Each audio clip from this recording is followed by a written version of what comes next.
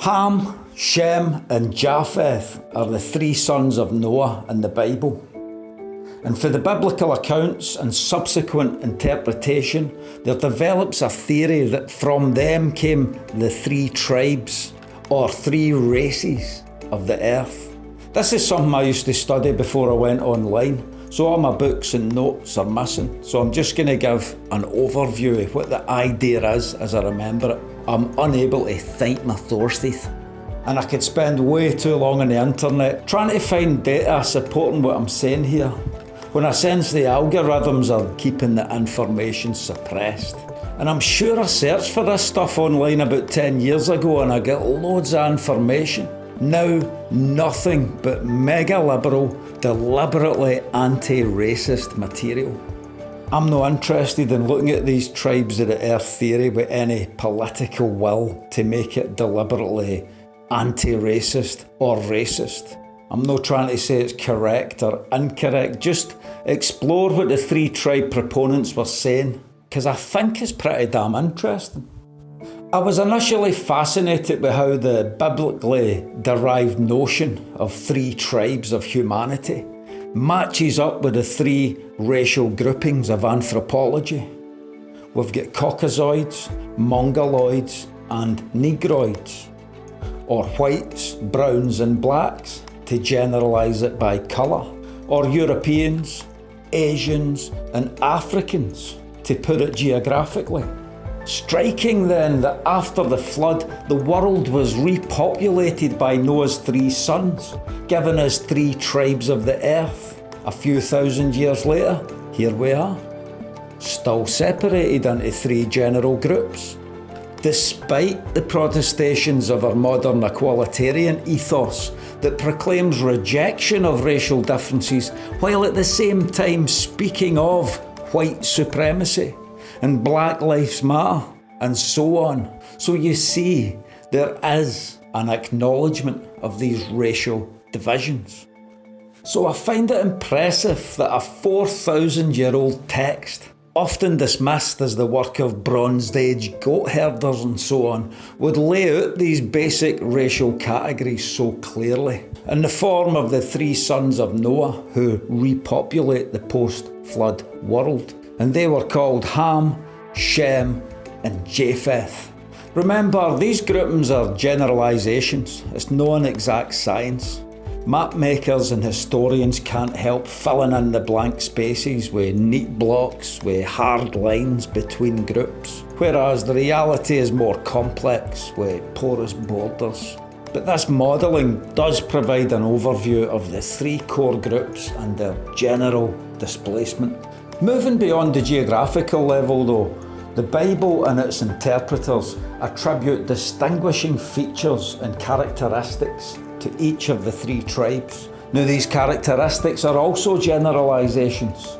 Not every white or black or brown person will be exactly like this, but it highlights general trends, general characteristics within that people group. I say this just to defend against modern imperatives that we should not highlight differences at all, but focus only on what brings us together, inclusivity, when perhaps the full range of differences and similarities would offer freer and fuller human relationships. So let's see what we can find out about the three races then, from what the Bible and its interpreters have said, throwing in some quotes and pictures wherever I can find them online. And because I'm all modern and liberalised, I don't want to show any favouritism towards one race or another. I'm just going to take these three sons alphabetically. Ham. Some of the meanings for this name have been recorded as passionate, hot, burnt or black, also servant, majesty. Ham is the progenitor of the blacks, Africans, Negroids. This would include the Australian Aborigines. You can see on the map how this would be possible, and you can see with your own eyes how this looks probable. Some ancient Africans at some point by design or accident made it right down there to Australia. And across these southern zones you see mixtures of ham through the Shem. And we'll deal with Shem later. Right now we're talking about Ham. And we're going to talk about Ham as a physical being. His physicality stands out. Ham is the more physically endowed race. And the great Nimrod, founding father of Babylon, is Ham's grandson. He must have been one impressive figure. The Bible records him as a mighty one on the earth, the mighty hunter. And from Ham's line came these strong men with giants, including the famous Goliath, fighting men posing a fearsome physical threat. I mean, look at that. What are you going to do with that? And today we're familiar with African dominance of sports. In any sport they're not dominating are the ones they've not fully took part in yet, except for swimming. Actually, because of their physicality, the sink in the swimming pool, pure muscle, bone mass. That's how if you're going to take on Mike Tyson, your best bet is in the swimming pool. And this is, of course, men and women. Look at the Venus sisters in women's tennis. Like a couple of Tina Turners on steroids, just smashing their way through the white opposition. That image looks like an advert for the first successful arm transplant. Transgendering at the next level, limb by limb. Anyway, all this is to say that black supremacy in sports is so normative that movies like White Men Can't Jump can be made without seeming racist or controversial. People say, yeah, that's true. White people can't jump as high as blacks. Hopefully other differences will be treated like that. But it's not all fun and games for Ham. There's a dark past going on here. Right back to Ham himself, and right after getting off Noah's Ark. The book of Genesis records that Ham saw the nakedness of his father and told his two brothers. And for this Noah curses Ham. Well, you'll see in here that he actually curses Canaan, but that's a whole other conversation. But the negative connotations are usually extended anyway to include Ham. And Ham is the source of this curse from Noah. And this seeing the nakedness of Noah has been interpreted as being about some sort of sexual assault. And that adds a disturbing tone to the next verse when Noah awakens and he knows what has been done unto him. I heard an old school Southern Baptist preacher say that this signifies a sex problem among the tribe of Ham. And it's tied in with their physicality, their virility, hot and passionate, led by the baser emotion rather than by the higher logical faculties. Is that controversial to say? And this verse also brings up illiberal ideas about homosexuality. That is to say, it links it to parents.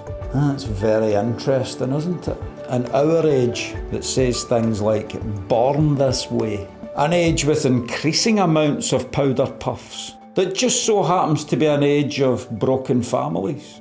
So the curse of Ham, as it is known, is to say that he will be a servant, a slave. And I don't want to get into the ethical concerns of whether this is condoning slavery or not. I'm more interested in the simple fact of this acknowledgement of slavery as an African feature is so right on the nose. They would be the servants of Shem. Just look at the Islamic slave trade. Still going strong to this day. The Shemites, the Semites, that's what Shem is. They would be the servant of Japheth. Look at the transatlantic slave trade.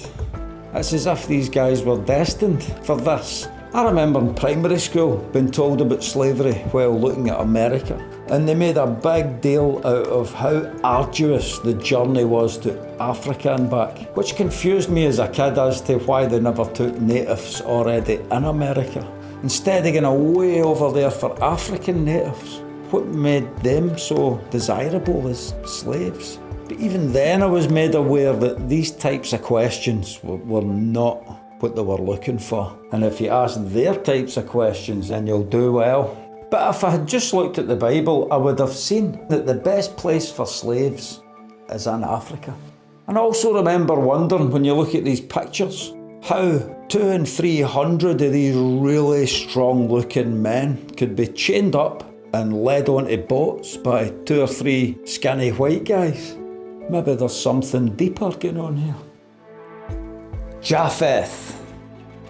Japheth is the intellectual tribe of the earth, blessed with a powerful mind.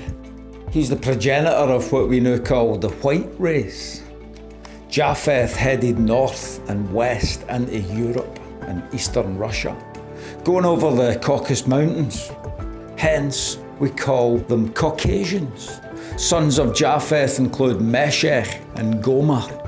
Meshech might be related to Moscow, and Gomer, the forefather of Germanics and Celts. And you see the tribal histories of Europe trace their lineage back to Japheth. The name has been translated as extend or enlarge, and beauty or wonder. And you see the extent and wonder of European civilization. I've also heard the name interpreted as fair, in contrast to Ham's black. And I've heard Japheth spoken of as the builders. Japheth builds unbelievable structures, both physically in the form of architecture and conceptually in systems of thought. For Greek philosophy right through to modern science, Japheth is the intellectual engine room of the world. When you sit down and think about the achievements of Europeans, it is wondrous, and it extends everywhere you look. Every piece of technology we interact with has grown out of the Japheth mind. I can't be bothered listing stuff, it just goes on and on. Simply look around your own home, neighbourhood, workplace, or wherever you are in civilization. The roads you drive on, the cars you drive in, this amazing language we're communicating in, it never ends. Civilization, in fact, is a good word for what Japheth built. And talk about enlargement. It brought civilization to the 4 corners of the earth. Roads, medicine, agriculture, all manner of civilizational infrastructure, economics, democracy, philosophy. Again, the list never ends of Japheth's achievement. I mean, sure, old Shem over in the Chinosphere is producing more and more techno-innovations, but this really develops out of foundational Japheth structures. The Chinkoids seem to add higher resolution, if you like, to existing material. They've got an eye for detail. Without Japheth, the nations of the world would be far more primitive. It makes you think how important these forefathers were to the course of history. If one had been killed before birthing sons, how different the world would be. Right, let's get back to that Bible verse that deals with these 3 sons coming off the ark. Canaan and Ham, many have assumed, would be servants to Japheth. And this is writ large in the transatlantic slave trade. By the modern period, Japheth completed his westward extent in America, led by the British Japhethites and their descendants. And for a short time, America was involved in the international slave trade, hitherto dominated by Shemites, enslaving Hamites in Africa, where the most oppressive forms of slavery developed among the servant of servants. Africans selling Africans by the boatload. The luckiest Africans might find themselves in America, getting clothing, food and shelter. The unluckiest, they might end up in Arabia, bleeding out in the sand following a castration by the people of the sword. What made America unique was its abandonment of slavery, because America was built on Christian principles. And that ties in with this prophecy in verse 27. Japheth would dwell in the tents of Shem. What does that mean? Well, some have supposed that it means that Japheth will extend his influence into Shem land, into Asia. And that has happened for sure, but there is a deeper spiritual meaning to this. Bearing in mind that Shem is the spiritual branch of the 3, as we'll see shortly. To dwell in the tent of, to tabernacle with, denotes a sharing of the Spirit. It's a coming together in a spiritual union. This is the blessing Noah gave to his faithful son, Japheth. taking on the spiritual blessing given to Shem, like one candle lighting another. This prophesies the Christian conversion of Japheth, and that marked the most wondrous ascent of the race. Philosophy was raised up on theology, and everything, the whole culture, soars upward. The levels of transcendence are truly wondrous. And America is founded as a city on a hill, the verse taken from Matthew's Gospel.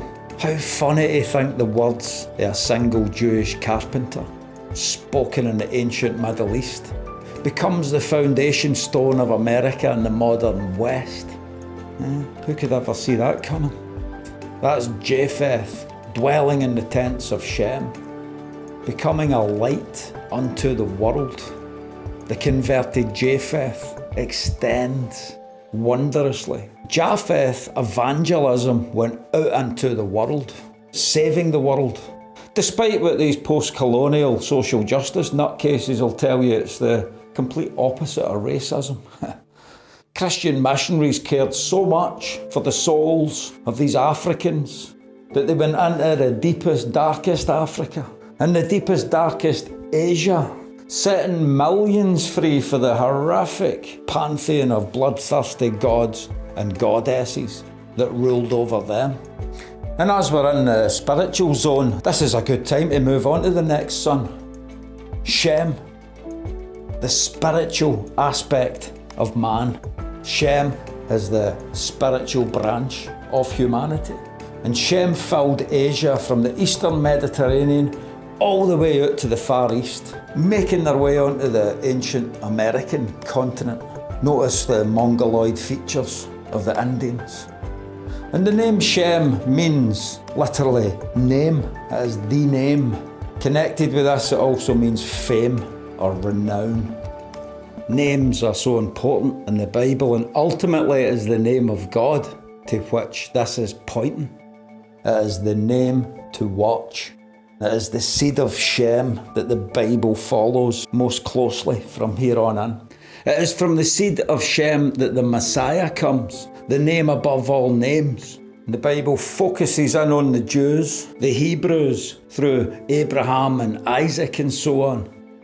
Then tightening into a certain tribe of the Jews, Judah, before centering on one man, Jesus. So all of Shem takes on a spiritual aspect. All the world's major religions come from Shem. Judaism, Christianity, Islam, Hinduism, Sikhism, Buddhism, to name some of the most famous names. Sure, Europe and Africa had its religions, but they're not in the same extent or intensity of Asia. And it's this religious tent that Japheth is brought into.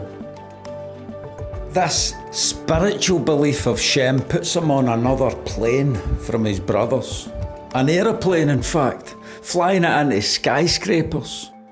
Japheth builds the towers and the aeroplanes, but it takes a Shemite to slam passenger jets into them. Japheth terrorism would never go to those lengths. They say in Japheth circles that the Irish are daft, but the IRA were never daft enough to blow themselves up. The least rational of Japheth blood is saved by reason. Shem draws from a deeper well. He goes beyond reason and fear of physical death on a spiritual mission. And Japheth, sharing in the tents of Shem, sent Christian martyrs into jungles as missionaries, while the Shems and Hams of Muhammad, slam exploding jihadis into skyscrapers. Kamikazes, there's another Shemite on a different plane. So that was a biblical theory on the three tribes of the earth, each with its own character and destiny. The problem with this view for the modern liberal is that it seems unequal and therefore discriminatory. The servant status of Ham, the divinely endorsed expansion of Japheth, and the very special spiritual status of Shem. But in the biblical theory of nations, bearing in mind it's the Christian New Testament, Humanity is unified under Christ. Never mind Ham's curse, we're all under this curse of sin. And the unfathomably transcendent nature of God means all are equal under Him. Equal under the Creator, as the American Declaration would put it. Although Creator's a worryingly liberal term that allows for non-Christian religions to flourish, not least liberalism itself. God is a Trinity, and man made in His image is a Trinity, body, mind and soul. This tripart ordering manifests itself at the human social level in the three tribes. And for the Christian perspective, humanity is redeemed in Christ, and so Shem takes his place at the apex, so far as the genealogical record goes. Bearing in mind that Trinity is a unity, a tri-unity of identities as one human race under God. But here comes the problem for our secular liberal age, a post-Christian age as some call it. God is no longer viewed as the source and sustainer of humanity. But crucially, our whole moral system, built out of Christianity, remains. Our common will to help the stranger and the oppressed, the minorities and the marginalised, the refugees and the destitute, except under a secular humanist metaphysic. This affects every aspect of social behaviour. Too much to go into here, but the main point is that if not God, then we will be under something or someone else. A human system with human leaders. But which human is more correct than another? Who has the final say as to what is right or wrong? Without God, man will serve another God in his place, be it material, intellectual, or spiritual. We're made this way. Paul the Apostle wrote to the Galatians that there is neither Jew nor Greek, bond nor free, male or female. We are all one in Christ Jesus. The post-Christian liberal project is trying to make us all one outside of Christ Jesus, moving deliberately opposite to the biblical path, breaking down the traditional order. So Japheth leaves the tent of Shem, leaves his biblical identity, and he enters an identity crisis. Enlightenment Japheth went out following the light of reason, promising liberation from religion, but now wanders the shifting sands of relativism that ends in nihilism and all the modern neuroses afflicting the Western mind. Japheth has lost his mind so completely he can't tell the difference between a man and a woman, and his ultimate goal is to destroy his own people. What a mess. And remember, in the biblical view, Ham serves Japheth. This means that Ham will follow Japheth and aid Japheth liberals, Japhlibs, in destroying the West. Japhlibs want to turn everything upside down. And so Ham takes top place, reversing Genesis 9, so that Shem and Japheth are the servants to Ham. Think about Obama's presidency as a crowning of Ham as master of the new order. And this Obama nation stood on the shoulders of the civil riots movement of the mid-20th century. That's when Japheth was entering serious mental decline. Since then, Japheth has been feeding Ham a voluminous and compelling story of African suffering at the hands of Japheth. Remember, Japheth means to enlarge and wonder. Ham is captivated by this wondrous victim narrative and incensed by the injustice brings his physical rage to aid Japheth's concocted retaliation on the white race. Japheth must pay for his crimes, for his expansion across the world. You see how it moves opposite to the biblical order? It wants to shrink Japheth and enlarge Ham, to make Ham the builders. Black folk don't know how to run no nation.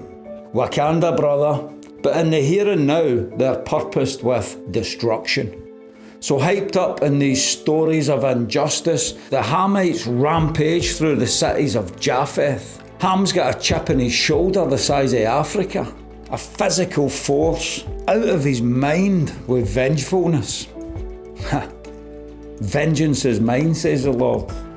So how on earth is Japheth helping his brother by leading him into this? Without Japheth's intellectual provision, Ham's searing hatred lacks rational limits. And goaded on by the Japhlibs, Ham is a tyrant who hates his subjects. Just like Nimrod back in the day, the mighty hunter is bringing in Babylon. And you see this raised fist? This is a striking symbol of post-Christianity, anti-Christianity, secular humanism. Man is the pinnacle of all things. And he raises that fist as a symbol of war and rage against God. It's the very opposite of the cross, you see. Ham raising himself in opposition to his servant role, exalting himself above the rest. And the biblical warning for Jesus is that he who exalts himself shall be humbled. Like the Tower of Babel, the liberal humanist project will be levelled. The flip side of Jesus' teaching is that he who humbles himself will be exalted. That's the biblical answer to Ham's problem. In Christ, the races work together as one.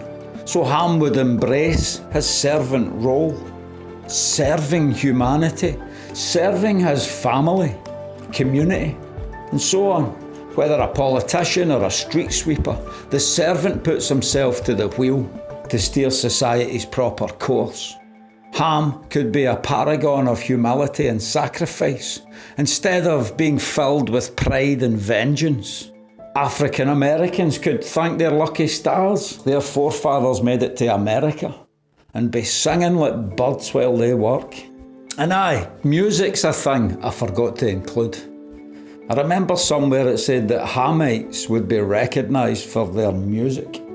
He said, Noah, I want you to build me an ark. I want you to build it 3 cubits long. I want you to build it big and strong. I want it 50 high and 50 wide so it will stand in the wind and tide. It's oh, Noah, oh, Noah. And it's this very physical, beat-driven music. And see here Ham serving Japheth joyfully. Ham serves with a physical voice. Japheth builds the systems, the ideas behind the song, and the technology that broadcasts it. We've went from books, through televisions, and now the internet. It is truly expansive and wonderful. And it makes me think of how Ham, when he served Japheth under the name of the Lord, produced soulful, spiritual songs, serving the Lord, thankful for Japheth's invitation to dwell with him in the tents of Shem. Then they call in Japheth, Ham and Shem, then God began to flood the land. Whereas now, he's delved into pure godless, thoughtless, selfish, material gain. I told y'all niggas, piss me off, I'm a fofo, y'all niggas. Stealing, stabbing, shagging, shooting, smoking his way to the top. Rap music, so called, is a glaring indictment of the subverted social order. Just pure drum beats and violence. It's an absolute mess. Hamites shooting Hamites for no reason at all. No reason at all. Black folk don't understand the world. You can get mad with me all you want. You can say what you, but you can't prove me wrong. If Japhlibs cared so much for Ham, they'd take an honest look at where they've led them.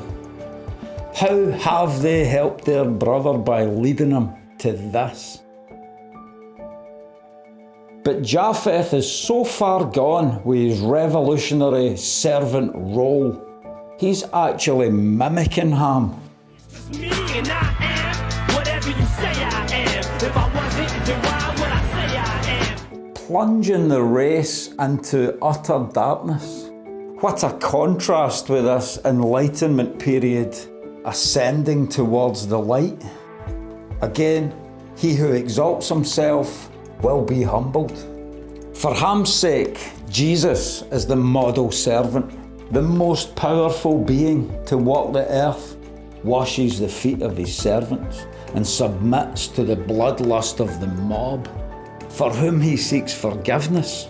How opposite to the social justice movement. In this spirit of sacrifice, forgiveness and gratitude, Ham could thrive. And I'm thinking about the black sportsmen for earlier as servants in the game. Ham provides the physical feet on the ground, pounding the tracks that Japheth built. Ham is not the builder. He runs on the tracks that Japheth built. He shoots the weapons that Japheth made. A physical servant of Japheth designs. In the sporting event, without political interference, is a happy arrangement. No drama required. Japhethites flock to the games to cheer on the servants. What of Shem, the spiritual branch? I mean, in our secular age, I think Shem is the most elusive to pin down. He's like the spirit of the games, conceptualised in symbols, like the flame. His name is carried forward by the bodies and minds of Ham and Japheth. And I suppose Japheth never actually leaves the tents of Shem. He does walk a spiritual path. I pictured him outside of the tent. Maybe he is in his own humanist mind, but he will follow one religion or another, especially if we frame Japheth liberalism as a religion. Shem is the name, and we will follow names, isms. If it's foreordained that Japheth will dwell in the tents of Shem, he's going to have one religion or another. In the Christian paradigm, Shem completes humanity, but in Trinitarian nature, unifies it equally, so that it is no more a battle between rivals, but a union. But before we get carried away and say the Bible's promoting open borders, global equality for this age, we need to remember that God did separate people genealogically into nations, setting them geographical boundaries, giving them features of identity, prophesying their trajectory. As Japheth Christian nationalists like to point out, Jesus tells his disciples to go unto all the nations of the world. He's dealing with nations as well as individuals. We are one race in a sense, but separate races in another sense. So it's a complicated story. It covers vast periods of time, but we're so damn nervous about talking about it that racial tensions are just boiling away in the melting pot. Ham can only be rescued through servitude, by humbling himself. Japheth needs to quit bowing down to Ham and get his shit together before he loses the lot. And Shem, well, the Shemites are always going to be an elusive bunch, but profoundly influential, bearing in mind we dwell spiritually in their tents. It's just a matter of which gods we serve.